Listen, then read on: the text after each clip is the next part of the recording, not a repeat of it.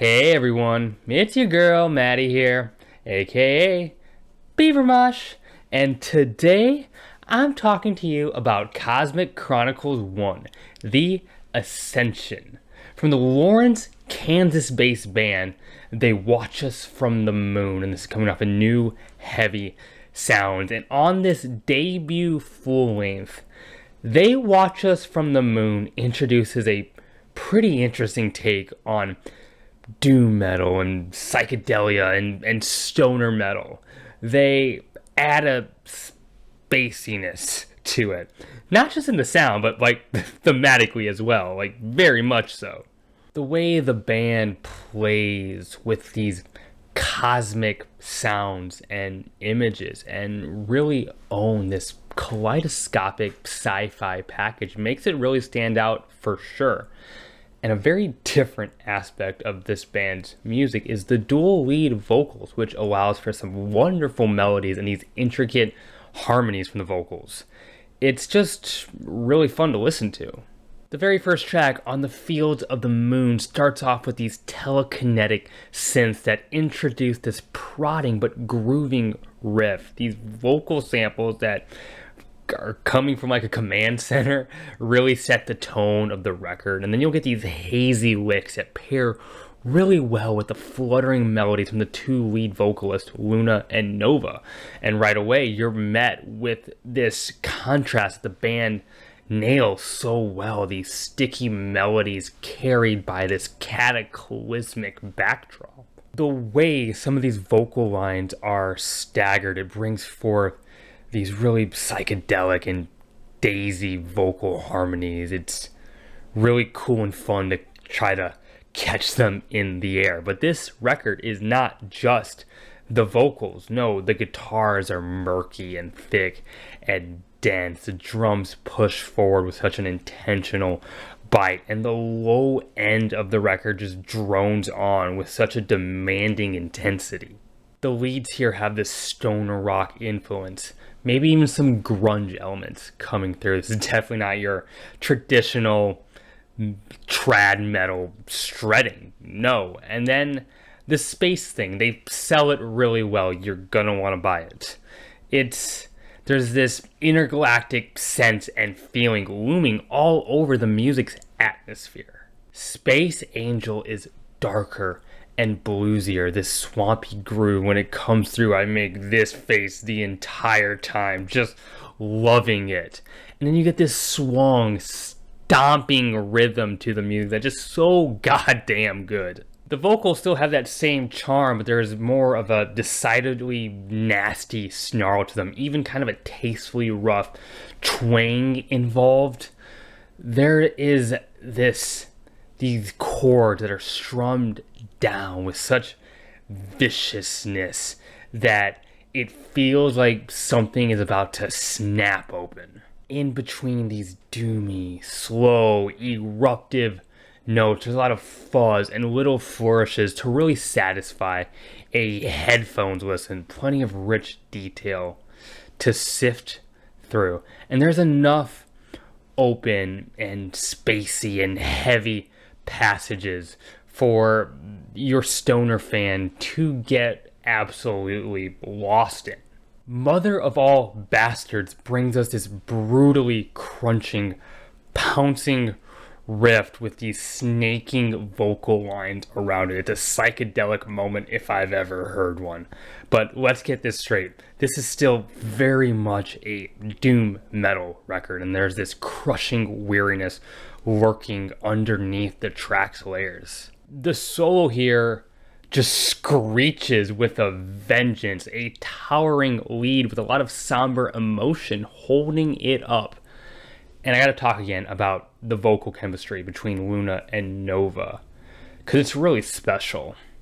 Often they will simultaneously be working together to produce these dense harmonies. They're really hypnotic. But also sometimes they'll crater off each other, go separate ways, stagger a bit while still being in perfect communication. It's really fascinating. Does a lot for the overall mood of the music. Creeper AD begins with a bit of a different take with this quieter, weeping guitar lead, a lot of moaning bends and pentatonic scale acrobatics, and it's so despondent in the way that it's kind of isolated, really honing in on that bluesy influence that has already been so present in the record. And it carries on this way for over 3 minutes, and yet, at least for me, I'm never finding myself bored or wanting it to just get on with it. In fact, I'm sometimes wishing it would go longer. It really works. It especially works with how, at the same time, the smokiness of the track is becoming more tangible and palpable. The backdrop is getting louder. The music is just building in intensity and just dripping in feeling. I really enjoy how the line, "the best news in air tonight," just unfurls from the vocalist with such a gritty character and a conviction, with this satisfying rise and dramatically falling melodic line that just wins me over. I slowly close my eyes and nod to it. And then you'll get these down-to-earth, rambling organ sounds that add a lot of hallucinatory texture to the music. On Return to Earth, I love how the backing vocals just howl, "Take back the moon," in the way the lead vocals just echo that. It's a really dazy and intoxicating call and response thing they got going on.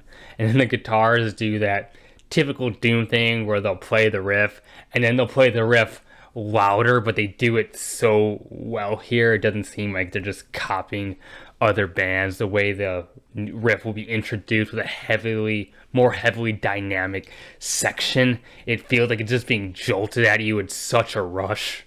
On this concluding track, there are these more harmonious and lush passages with these sweet vocalizations of "Return to Earth."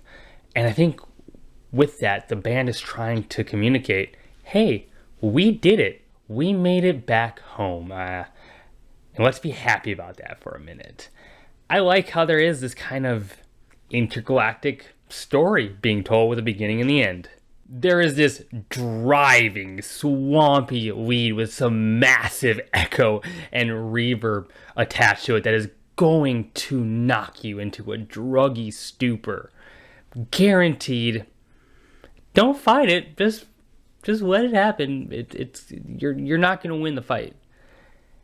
In an album that already feels big, the way they end it just feels gargantuan, and I'm all about that.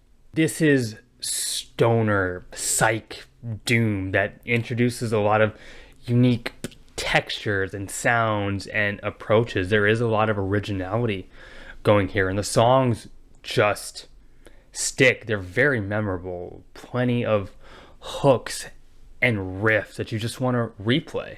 I like how this album is packaged and how it's performed. It has this particular haze to it, and there's just this psyche charm that the band has that I'm really digging, and I think you might too.